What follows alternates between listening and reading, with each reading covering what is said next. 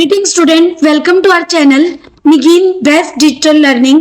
In this video, we are going to discuss the causes of difference in the cash book and passbook, chapter 5, bank reconciliation statement.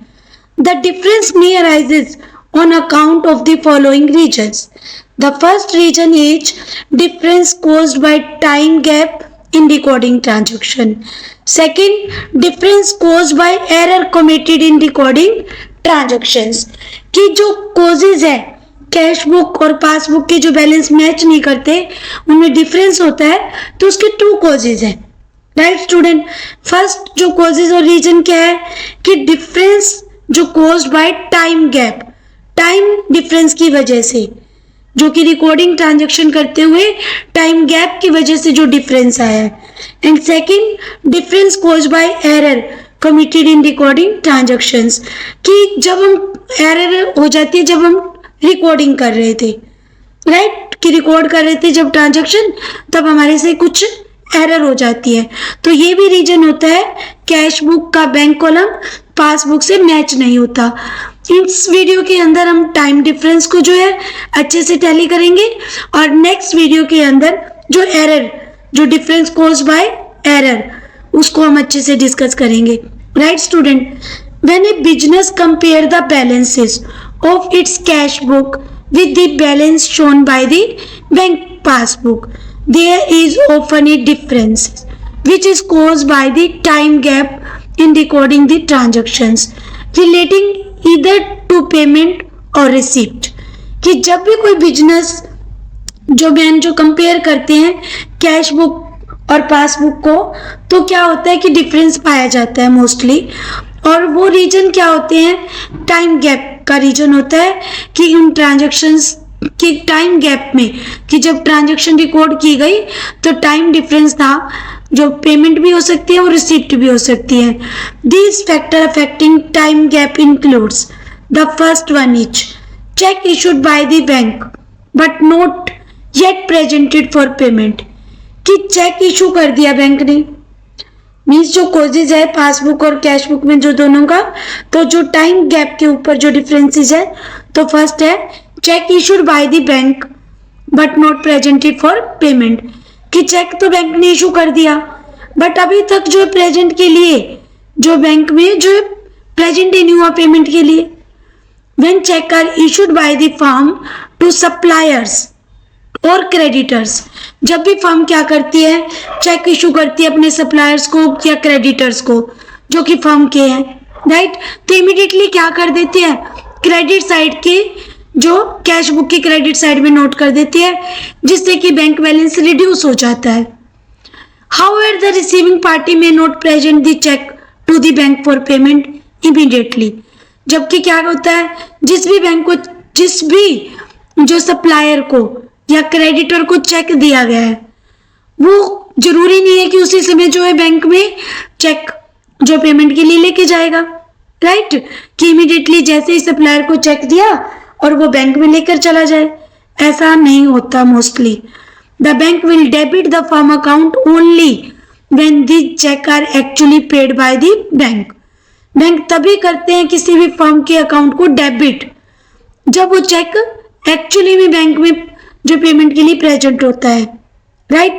Hence there is a time lag between the issue of cheque and its presentation to the bank which may cause the difference between the two balances. तो time जो gap की वजह से कि check जो issue हुआ वो same time पर प्रेजेंट नहीं हुआ बैंक में, तो इस वजह से जो है पासबुक और कैश बुक का जो बैंक कॉलम आपस में टैली नहीं होता, right. Thus, until the checks are presented for payment, the cash book will show a reduced balance in comparison to the passbook. कि जब तक जो है चेक बैंक में प्रेजेंट के लिए, बैंक में पेमेंट के लिए प्रेजेंट नहीं होता, तब तक हमारा कैश बुक का बैलेंस तो रिड्यूस रहेगा, पासबुक का जो बैलेंस हमारा रिड्यूस नहीं होगा. Now come to the second point, check paid into bank but not yet collected. कि चेक बैंक में भेजे गए डिपॉजिट के लिए बट बैंक ने अभी जो है कलेक्ट नहीं किए उन्हें. कई बार क्या होता है, चेक जो इकट्ठे करके बैंक में भेज दिए जाते हैं right? Whenever a firm receive check, draft, etc. from the customer, they are immediately deposited into the bank for collections. But an entry is made on the debit side of the cash book. की entry कहाँ पर होगी? Debit side of the जो cash book में. It means debit side जो cash book का है वो बैलेंस तो इंक्रीज हो जाएगा, राइट? क्योंकि बैंक में जो है हमने जैसे ही चेक जो है सेंड किए तो हमने सोचा कि डिपॉजिट हो गए और कैश बुक के बैंक कॉलम में एंट्री कर दी डेबिट साइड में. इट मीन्स बैंक उनको क्या करेगा? Credit. However, the bank credit the customer account only when the amount of check are actually realized. जब चेक की अमाउंट एक्चुअली में रियलाइज होगी तो बैंक तो कस्टमर का जो अकाउंट तभी क्रेडिट करेगा, राइट स्टूडेंट? कैश बुक के बैलेंसेस पासबुक के बैलेंसेस से अपोजिट होते हैं. अगर कैश बुक का डेबिट बैलेंस होता है तो पासबुक का वो बैलेंस क्रेडिट होगा, राइट?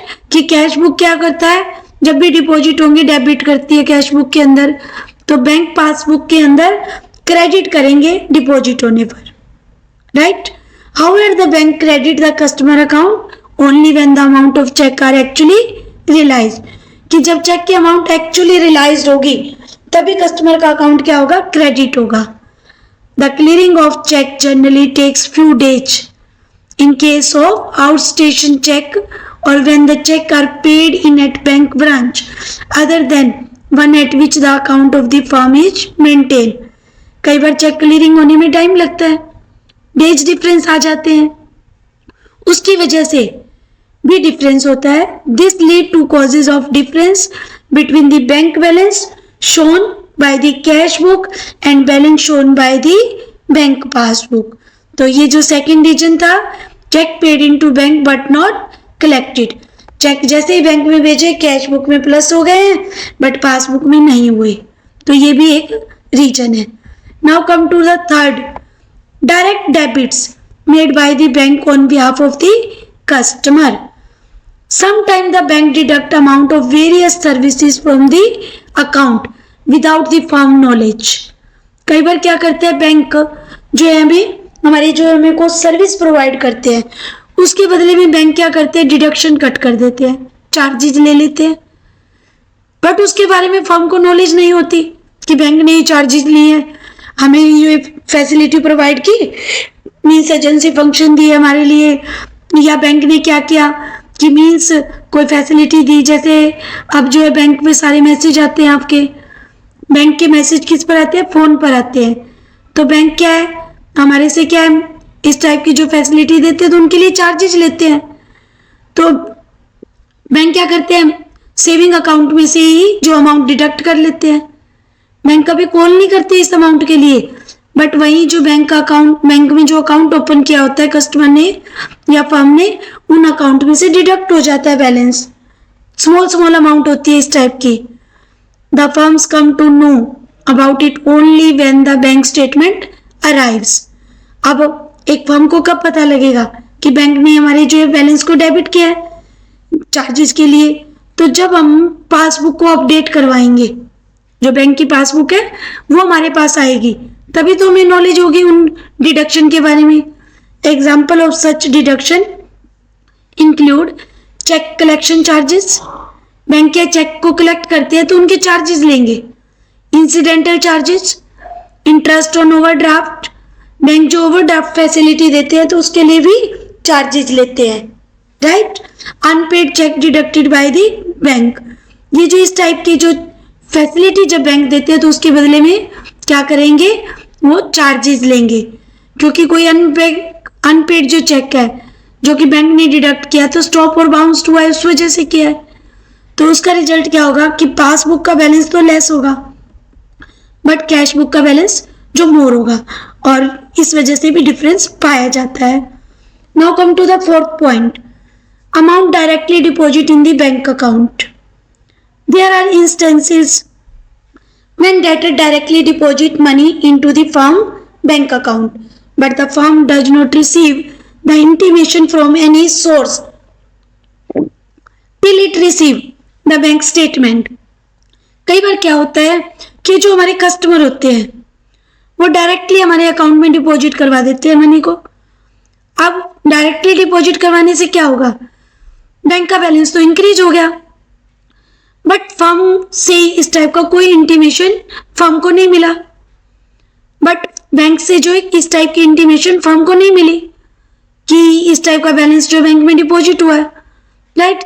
इसमें केस में भी क्या होगा, बैंक का रिकॉर्ड जो बैंक की रिसिप्ट है, राइट, वो तो क्या होगी, डिपॉजिट करवाने पर जो बढ़ गई होगी, अमाउंट बढ़ गई बैंक अकाउंट में, बट कैश बुक में कोई चेंजेस नहीं हुआ। फर्म का अकाउंट जो बैंक में है वो तो क्या है, इंक्रीज हो गया, बट कैश बुक में कोई चेंजेस नहीं है, वो सेम है। As a result the balance shown in the bank passbook will be more than the balance shown in the firm cash book. तो ये भी एक रीजन है कि बैंक की पासबुक का जो बैलेंस है वो ज्यादा होगा और बट कैश बुक का जो है बैलेंस वो कम होगा। Now come to the fifth point, interest and dividend collected by the bank. कि कई बार क्या होता है, बैंक जो करते हैं हमारे इंटरेस्ट को भी कलेक्ट, डिविडेंड भी कलेक्ट कर लेते हैं। कि फॉर एग्जांपल अगर फर्म ने क्या है कि डिवेंचर परचेज किए हुए हैं, शेयर परचेज किए हुए हैं किसी दूसरी कंपनी के, तो वहां से क्या है, इंटरेस्ट और डिविडेंड फर्म में इनकम हो रही होती है, और वो क्या है, अगर जो फर्म से है बैंक को अलाउ कर देती है कि इस सर्टेन डेट पर जो है बैंक उन चीजों को कलेक्ट कर लेगा, इंटरेस्ट को भी और डिविडेंड को भी। When the bank collects interest and dividend on behalf of the customer, then these are immediately credited to the customer account. जैसे ही बैंक ने कलेक्ट किए इंटरेस्ट या डिविडेंड अमाउंट, वैसे ही बैंक के अंदर जो कस्टमर का अकाउंट है वो क्या कर दिया जाएगा, credited. But the firm will note about this transaction and record the same in the cash book. But firm को तो नहीं मालूम, कैश बुक का बैलेंस सेम है, उसको तो तब पता लगेगा ना जब भी उसे पासबुक मिलेगी, पासबुक मिलेगी तभी पता लगेगा कि ये बैलेंस जो है इंक्रीज हो चुका है, राइट। तब तक क्या है, दोनों में डिफरेंस होगा, पासबुक में भी और कैश बुक के बैलेंसेस में भी। Now come to that point, direct payment made by the bank on the behalf of the customer. कई बार क्या है कि कस्टमर के बिहाफ पर बैंक जो पेमेंट भी करते हैं, जैसे पेमेंट कलेक्ट करते हैं तो वैसे पेमेंट करते भी है। Sometime the customer give standing instruction to the bank to make some payment regularly on stated days to the third parties. कई बार क्या है, कस्टमर की इंस्ट्रक्शन पर बैंक क्या करते हैं, पेमेंट कर देते हैं रेगुलरली थर्ड पार्टीज को, जिसको भी करनी होती है, क्योंकि फर्म में अगर वो सिंगल पर्सन इन्वॉल्व है तो कई बार उन्हें टाइम नहीं मिलता और इस टाइप की जो पेमेंट होती है वो डिले हो जाती है। तो इसलिए फर्म मैनेजर क्या करते हैं, वो बैंक को अपॉइंट कर देते हैं कि आप करेंगे ये सब payment. For example telephone bill payment करनी हो, इंश्योरेंस प्रीमियम की पेमेंट करनी हो, rent, taxes, these payment directly paid by the bank on behalf of the customer and debited to the account. Bank में जो कस्टमर का अकाउंट है वो डेबिट कर दिया जाता है। As a result the balance as per the passbook would be less than the ones shown in the cash book. ये इस वजह से भी जो पासबुक का बैलेंस है वो क्या लेस शो होगा as shown in the cash book, right student. Now come to the G point, cheque deposited bill discounting dishonour. कि चेक डिपॉजिट करवाया या बिल डिसओनर हो गया, जो चेक डिपॉजिट करवाया या बिल डिपॉजिट करवाया वो डिसओनर हो गया। कि sometimes a cheque deposited by the firm is dishonour और a bill of exchange drawn by the business firm is discounted with the bank is dishonour. कई बार क्या होते हैं, जो फर्म जो होती है चेक डिपॉजिट करवाती है तो वो क्या हो जाते हैं, डिसओनर हो जाते हैं, मीन्स उनका बैलेंस जो डिपॉजिट नहीं हुआ, जो कि फर्म ने जो है बिल ऑफ एक्सचेंज जो है डिस्काउंट करवाए थे बैंक से, वो अब डिसऑनर हो गए। सेम क्या कर देगा, बैंक कस्टमर का अकाउंट डेबिट कर देगा, राइट। तो कैश बुक कैशियर को तो इस बात की नॉलेज नहीं है, as the information is not available to the firm immediately. इस टाइप की इंफॉर्मेशन जो है फर्म को नहीं है। There will be no entry in the firm's cash book regarding the above items. तो कोई एंट्री कैश बुक में ही नहीं हुई होगी, राइट। इस टाइप की कोई भी एंट्री जो है हमारी जो है कैश बुक के अंदर नहीं होगी। This will be known to the firm when it receive a statement. Firm को कब पता लगेगा? जब पासबुक की जो है स्टेटमेंट अपडेट करवाएंगे या पासबुक मिलेगी। This will be known to the firm when it receives a statement from the bank. As a result the balance as per the passbook would be less than the cash book balance. Bank क्या है, उसमें तो deposit नहीं हुआ, cash book में deposit हो चुका है, तो कैश बुक का बैलेंस तो ज्यादा होगा। तो ये भी एक मेन रीजन है कि जो कि पासबुक का बैलेंस कैश बुक के बैंक कॉलम से मैच नहीं करता। These are the causes on the basis of time gap. Difference causes by the time gap. The first क्या था कि check issued but not presented for payment by the bank. Payment in the bank. Payment in the bank. Right? Second, check paid into bank for collections but not credited by the bank. कि cheque bank में भेजी but bank ने collect नहीं किए। Third, check paid into bank for collection. Check paid into bank for collection but dishonor by the bank. Right? Fourth, interest allow by bank. कई बार क्या करते हैं, बैंक इंटरेस्ट अलाउ करते हैं, जो कि बैंक क्या करते हैं, इंटरेस्ट अलाउ कर देते हैं जो हमारी सेविंग होती है, सेविंग जो हमने कर रखी है बैंक के अंदर। राइट? सेविंग की है तो बैंक क्या देंगे, हमें इंटरेस्ट देंगे। और वो इंटरेस्ट क्या होगा कि जो हमें मिलेगा, जो कि फिक्स परसेंटेज होता है, मंथली अकॉर्डिंग होता है, वो हमारे अकाउंट में प्लस हो जाएगा। Right student? Generally the amount of such interest credited in the bank at the end of the 6 month, या क्वार्टरली भी होता है डिपॉजिट। तो उस टाइप से जो हमारे अकाउंट का बैलेंस, जो पासबुक तो है, मोर हो जाएगा balance, but the customer will come to know the amount of interest only when he gets his passbook completed after a gap of time. But जब फर्म जो है उस पासबुक को अपडेट करवाएगी तभी उसे मालूम होगा कि बैंक ने इतने रुपए इंटरेस्ट के कट किए और इंटरेस्ट के दिए हैं, अगर अलाउ किए तो दिए हैं। इट मीन्स उन्हें क्या है कि कैश बुक में भी प्लस होना चाहिए था बट नहीं है। In the intervening period, the balance of cash book will be comparatively less than the balance of passbook. और ये भी एक रीजन है कि कैश बुक का बैलेंस जो है कम होता है पासबुक से। राइट? क्योंकि कैश बुक में डिपॉजिट नहीं हुए, पासबुक में डिपॉजिट हो गए हैं।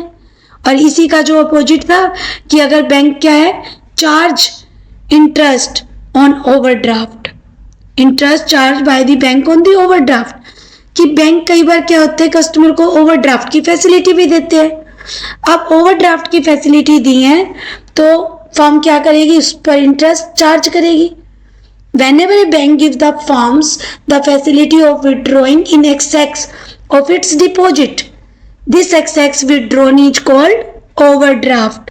The bank charges interest on this overdraft. Bank charges लेंगे उस ओवरड्राफ्ट पर और इसके लिए वो क्या कर देंगे, कस्टमर के अकाउंट को डेबिट करेंगे। राइट? बट इस टाइप की इंफॉर्मेशन जो है कैशियर को नहीं है। राइट? कि इतना जो इंटरेस्ट कट गया है, कैश बुक का बैलेंस तो सेम है बट पासबुक का बैलेंस क्या हो जाता है, रिड्यूस हो जाता है। उसे तभी पता लगेगा ना जब पासबुक अपडेट होगी। राइट? जब पासबुक की स्टेटमेंट उसे मिलेगी और फिर वो जब कंप्लीट हो जाएगी तभी पता लगेगा। इस ये भी रीजन है दोनों बुक का डिफर बैलेंस होने का। Right? Next, bank charges, commission charges bye the bank, ये एक रीजन है। डायरेक्टली कोई कस्टमर जो हमारे बैंक में ही डिपॉजिट करवा देता है तो बैंक का बैलेंस बढ़ जाता है। राइट? बट कैश बुक का बैलेंस कम है, तो ये भी टाइम गैप का जो एक कॉजेज है। राइट? मेन जो है टाइम गैप है कॉजेज। इंटरेस्ट और dividend collected by the bank or direct payment made by the bank on behalf of customer. These are the causes. These are the causes by time gap in recording transactions. Right student? कि time gap की वजह से जो ये reason है जिनकी वजह से डिफरेंस पाया जाता है। In next video we will discuss the difference caused by error committed in recording transactions. I hope you understand the errors or causes by the time gap in recording transactions. Like the video and share the video and subscribe the channel. If you have any doubt, then write in the comment box. Thank you. Have a nice day.